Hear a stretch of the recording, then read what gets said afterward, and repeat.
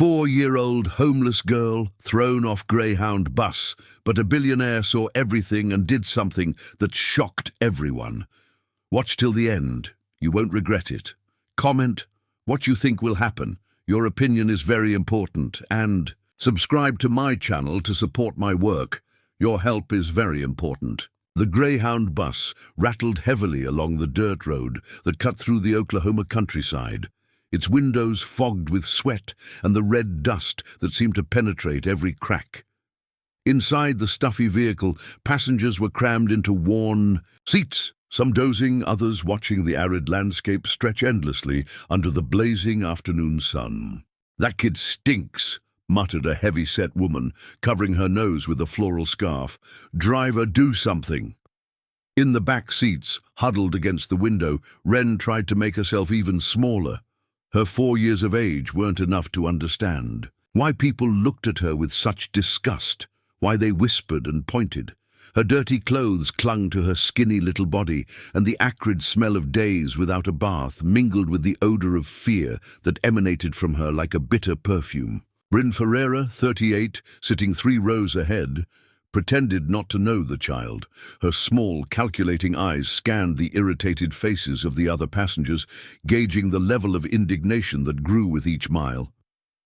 She had reluctantly paid for Wren's ticket after weeks of using the girl to panhandle on the streets of Oklahoma City, but now realized the investment had become a problem.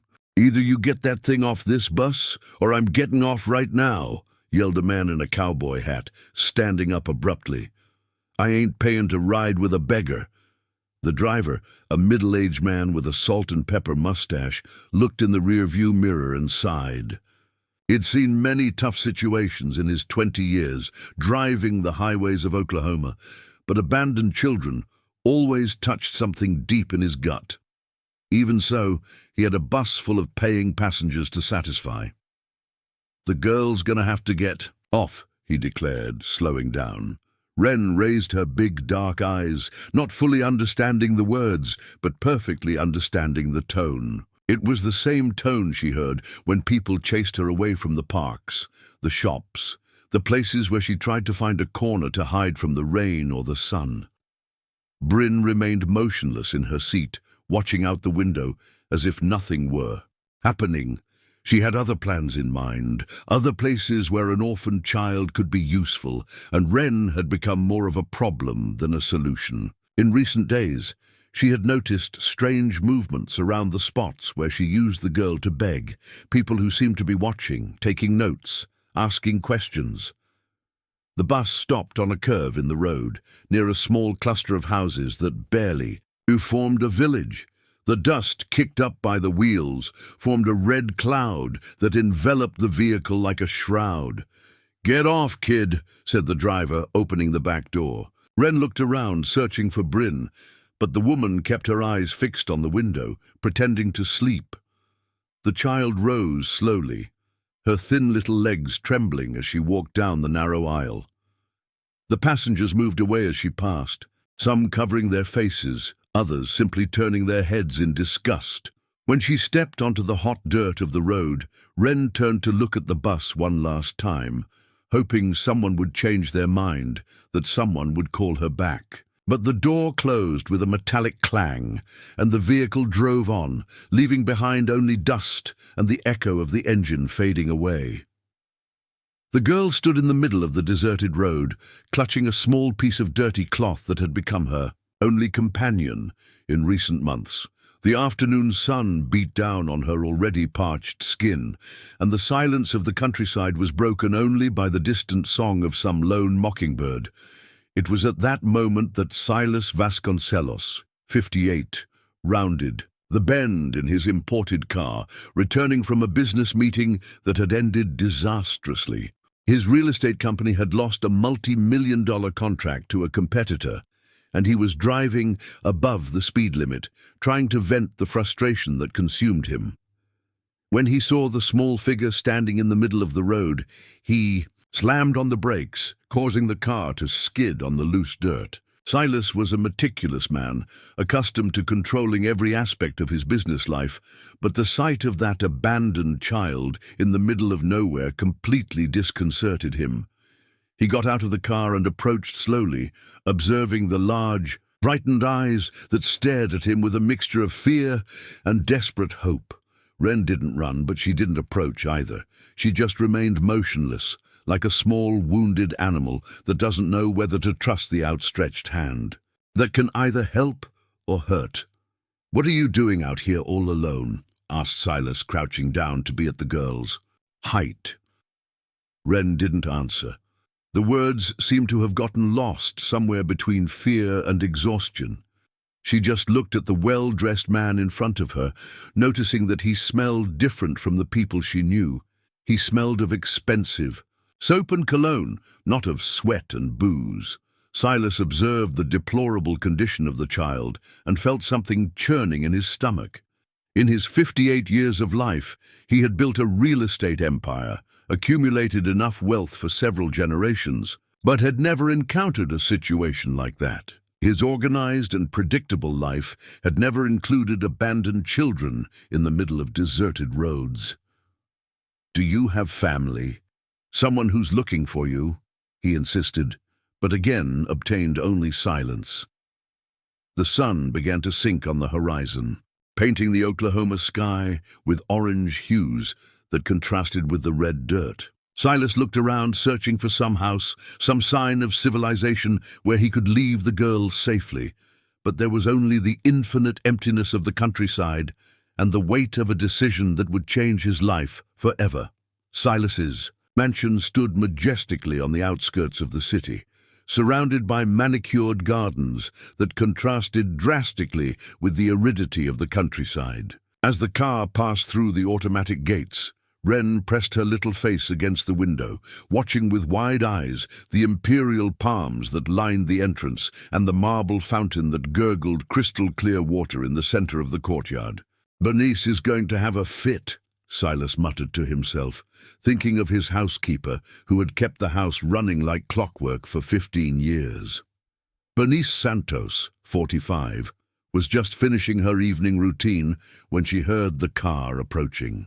A woman of rigid posture and hair, tied in an impeccable bun. She had dedicated half of her life to keeping that house in perfect order. Every piece of furniture had its exact place. Every object followed a pattern, established by years of almost military discipline. When she saw Silas get out of the car, carrying a dirty, ragged child, Bernice felt her organized world shake to its foundations. "Mr. Silas, who is this girl?" she asked, descending the steps of the main entrance with quick steps. "I found her abandoned on the road," Silas replied, adjusting Wren in his arms. The girl weighed almost nothing, like a wounded bird. "It's temporary, Bernice, just until we find the proper authorities." Bernice observed the child with a mixture of compassion and practical horror. Wren was clearly malnourished. Her clothes were little more than rags, and the smell emanating from her would make anyone wrinkle their nose. More importantly, she represented a complete disruption in the meticulously planned routine that governed that house. "She's going to need a bath," said Bernice, her voice laden with resignation, "and clean clothes, and food, and—" She paused, looking into Wren's big, frightened eyes, "and a lot of care." Silas nodded, feeling an inexplicable relief at realizing that Bernice wouldn't protest. The housekeeper had worked for his family since before the death of his parents, and he trusted her judgment more than anyone else's. "Prepare the guest room on the second floor," he instructed, "the smaller one, and see if we have anything that fits her." As Bernice hurried upstairs to make the preparations, Silas took Wren to the main living room. The girl looked around with an expression of pure astonishment. The walls paneled with fine wood, the Italian leather sofas, the grand piano that dominated. A corner of the room. Everything seemed to come out of a dream for someone who had spent the last months sleeping on sidewalks and awnings. "Are you hungry?" asked Silas, placing Wren gently on the sofa. The girl nodded timidly but said nothing. Silas noticed how she cringed into the luxurious upholstery, as if fearing to stain it or break some invisible rule. There was something in her posture that reminded him of a newly captured wild animal, ready to flee at the slightest sudden movement. Bernice came down carrying clean towels and a nightgown that she had found stored since the times when she received visits from young nieces. "The bath is ready," she announced. "Warm water, neutral soap. I also found a children's shampoo that should work." Wren looked alternately at Silas and Bernice, not fully understanding what was happening.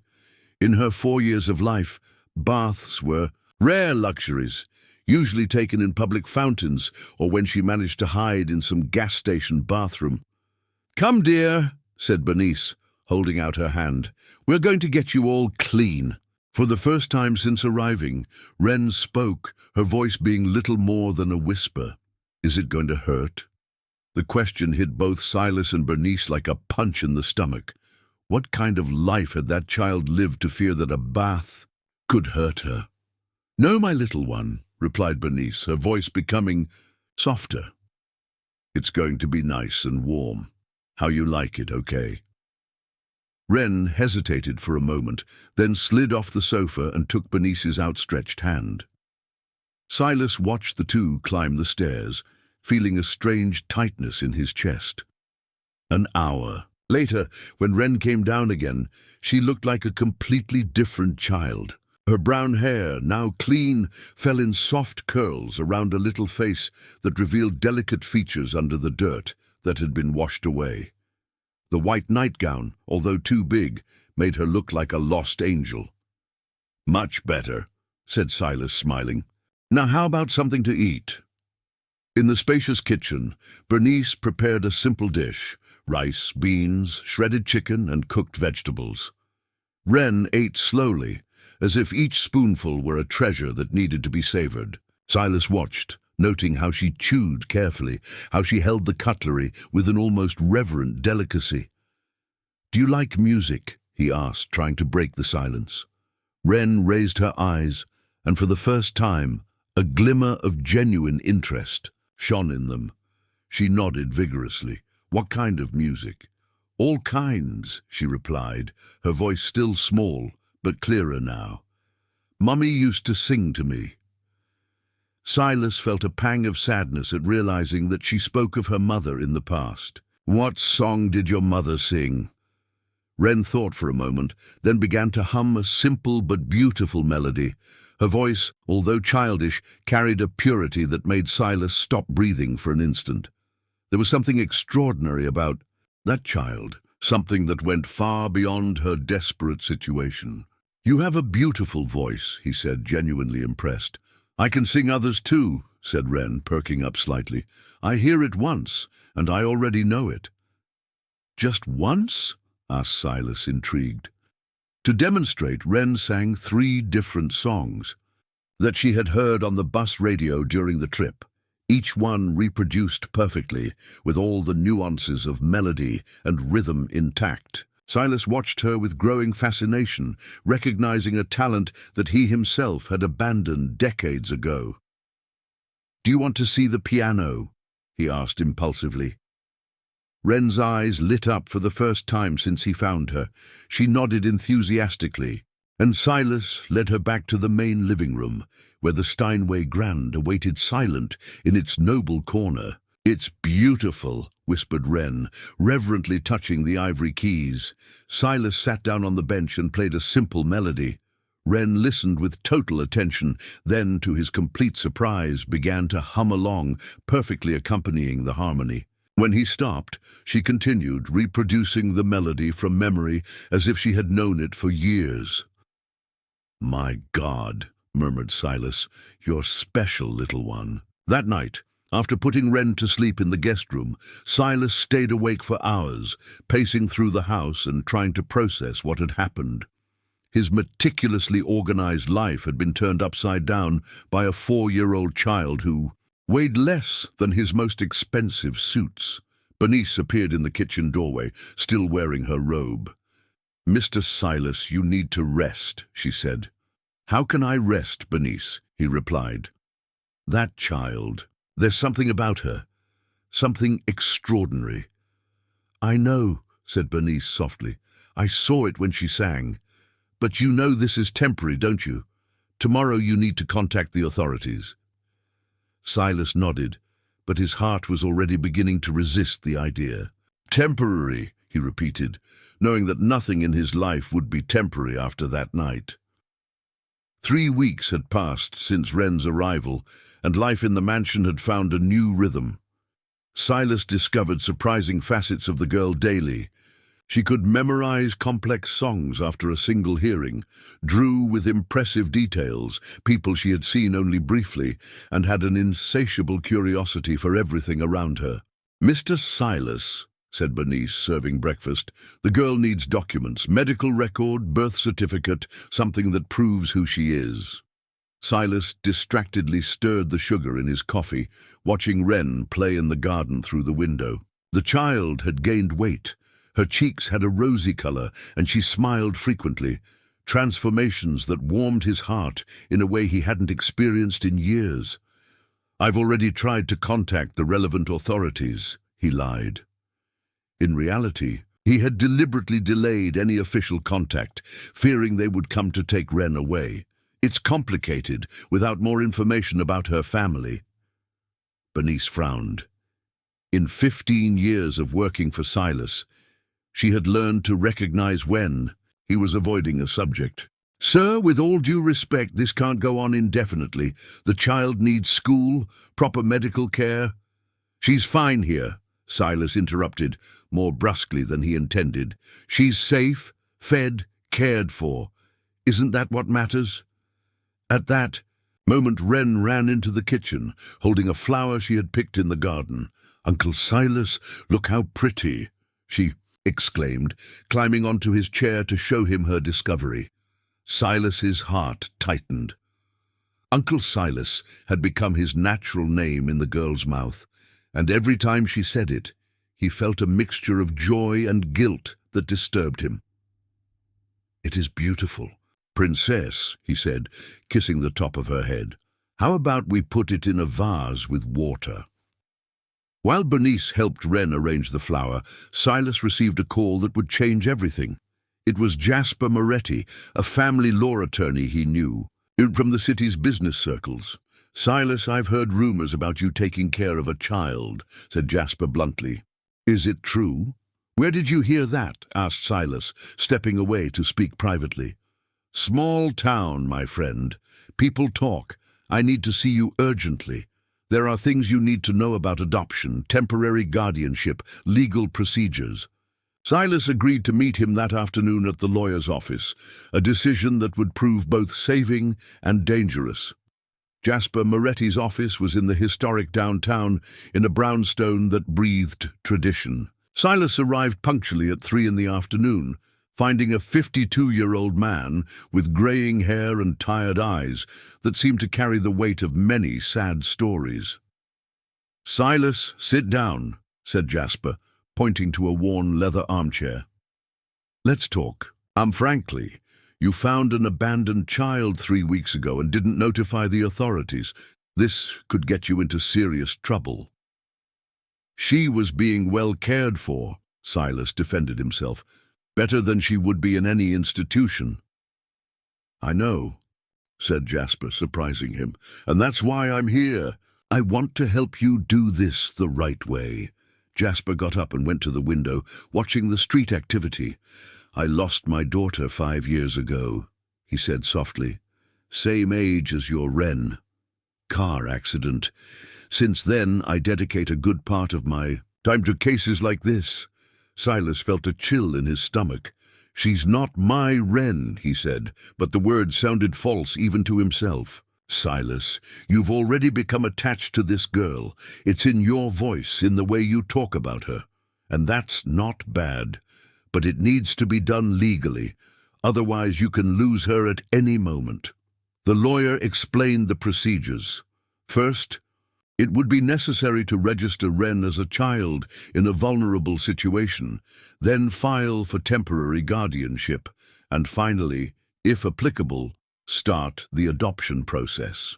But there's a problem, Jasper continued. Single men adopting girls face a lot of prejudice. It's going to be a tough battle.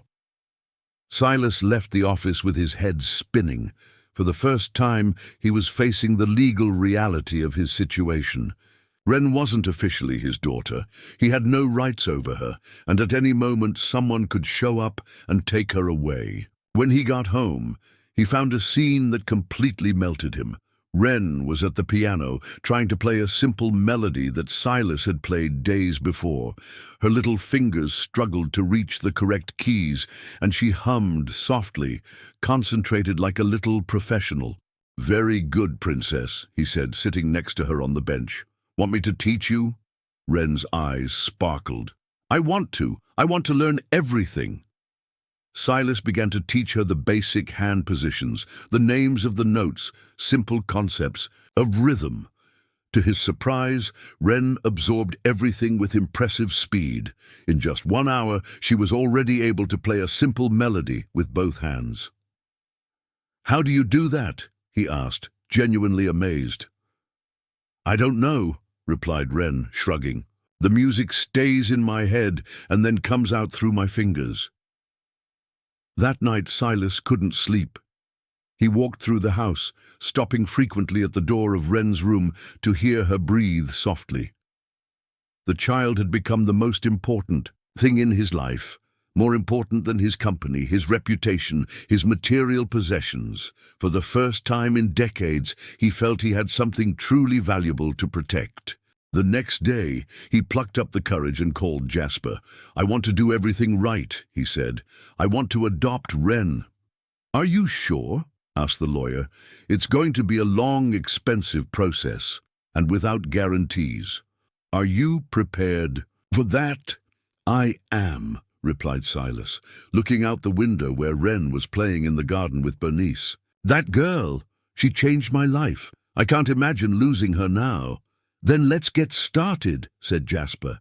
"But first, I need to warn you about something. I have a contact at Child Protective Services who told me there are people looking for a child with Wren's characteristics. A woman has been asking questions around town." Silas's blood ran cold. "What kind of questions?" "About a 4-year-old girl, brown hair, who was last seen on a Greyhound bus. This woman claimed to be a relative of the child." Silas closed, his eyes feeling the world spin around him. He knew this moment would come, but he wasn't prepared to face it. "What does that mean?" "It means you need to speed up the legal process," said Jasper, "and prepare for a fight, because someone is coming after Wren, and it may not be someone with good intentions." That night, Silas told Wren a story before bed, as had become custom. She snuggled against him on the living room couch, listening attentively to every word. When he finished, she looked at him with her big, serious eyes. "Uncle Silas, are you going to let me go?" she asked, her voice laden with premature wisdom. "Never," he replied, squeezing her against his chest. "You're my princess now, and I'll always protect you." But even as he made that promise, Silas knew that forces beyond his control were moving in the shadows, and that the happiness he had found with Wren might be hanging by a thread more fragile than he imagined. The phone call came on a Tuesday morning when Silas was signing contracts in his office. Bernice ran up the stairs, her pale face revealing the urgency of the situation. "Mr. Silas, there's a woman at the front gate. She says she's here to pick up Wren," she announced, her voice trembling slightly. Silas felt the blood freeze in his veins. Through the window of his office, he could see a woman of approximately 38 years old standing in front of the gates, her disheveled hair and crumpled clothes contrasting with the elegance of the place. It was Bryn Ferreira, although he didn't yet know her name. "Where's Wren?" he asked, trying to remain calm. "In her room, drawing. She hasn't seen anything yet," replied Bernice. Silas went down quickly and headed to the gate, where Bryn awaited, him with a calculating smile that didn't reach her eyes. "You must be the man who stole my niece," she said bluntly. "I've come to get her." "Stole?" retorted Silas, feeling indignation growing in his chest. "I found an abandoned child in the middle of a deserted road. I saved her life." Wren got separated from the group during a family trip. Bryn lied smoothly. "We were desperate looking for her. Imagine our relief to know she's alive and well." Silas watched her attentively, noting the signs that his business experience had taught him to recognize: the way she avoided direct eye contact, the nervous hands, the story that sounded too rehearsed. This woman wasn't a worried aunt. "If she's your niece, can you give me her full name, her date of birth, where she was born?" he questioned. Bryn hesitated for a fraction of a second before answering. "Wren Santos Ferreira. She was born on March 15th, 2020 in Tulsa. You can check the records." "And where were you traveling when she got lost?" continued Silas. "To Dallas, visiting relatives," replied Bryn, but her voice began to tremble slightly. At that moment, Wren's crystalline voice echoed from the garden, singing a song that Silas had taught her on the piano. Bryn turned in the direction of the sound, and Silas saw something frightening in her eyes. Not love or relief, but cold calculation. "Listen," said Silas, his voice growing firmer. "I'm not going to hand this child over to anyone without the proper legal documentation. If you're really her relative, hire a lawyer and file the appropriate papers." "Papers?" Bryn laughed bitterly. "You kidnapped a child, and you want to talk about papers? A call to the police would solve all this quickly." The threat was clear, but Silas wasn't intimidated. "Make that call," he said. "It'll be interesting to explain to the authorities how a 4-year-old child was alone in the middle of a road, being thrown off a bus." Bryn realized she had underestimated the determination of the man in front of her. "I'll be back," she said, walking away. "And next time I won't come alone." Silas watched her leave, then immediately called Jasper. "She showed up," he said without preamble. "The woman who was looking for Wren." "How did it go?" asked the lawyer. "Suspicious. Very suspicious. Claims to be an aunt, but couldn't answer basic questions convincingly. And there's something in her eyes, Jasper. It's not family love." "I need to investigate this Bryn Ferreira," said Jasper after hearing the full account. "And you need to file for temporary guardianship today. We can't give her time to organize." That afternoon, Jasper arrived at the mansion, accompanied by Willow Machado, a 41-year-old child psychologist, specializing in traumatized children. Willow was a woman of gentle presence, but piercing eyes that seemed to see beyond appearances. "We need to evaluate Wren," explained Jasper. "For the guardianship process, it's necessary to prove that she's in a healthy environment and that she has developed positive emotional bonds." Silas agreed, although he was nervous. What if the psychologist determined that he wasn't fit to care for a child? The evaluation took place in the living room, with Wren playing naturally while Willow observed. The psychologist immediately noticed how the girl sought approval in Silas's eyes, how she ran to him when she felt insecure, how her eyes sparkled when he praised her. "Wren, can you tell me about your house?" asked Willow gently. "It's the most beautiful house in the world," replied the girl, smiling. "It has a big piano where Uncle Silas teaches me music, and a garden with flowers that I can pick, and Grandma Bernice makes chocolate cake." "Grandma Bernice," repeated Willow, looking at Silas. "That's what she calls Bernice," he explained. "They've developed a very strong bond." Willow continued the conversation, asking questions about routine, fears, dreams. Wren spoke openly about her current life, but when asked about before arriving at the mansion, she became visibly tense and changed the subject. "Uncle Silas, can I play the piano for the lady?" asked Wren, seeking to escape the difficult questions. "Of course, Princess," replied Silas. What happened next left Willow speechless. Wren sat down at the piano and performed a complex piece that she had learned only by watching Silas play.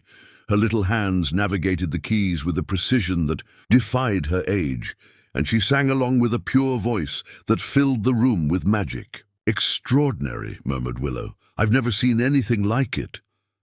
After the evaluation, Willow spoke with Silas in private. "There are clear signs of previous trauma," she said. "The child shows fear of abandonment, anxiety when questioned about the past, and some self-preservation behaviors typical of abuse. But I also see signs of impressive recovery." "Recovery?" asked Silas. "She's developed secure bonds with you and Bernice. She feels protected, loved, valued. The environment you've created is healing deep wounds that this child carried."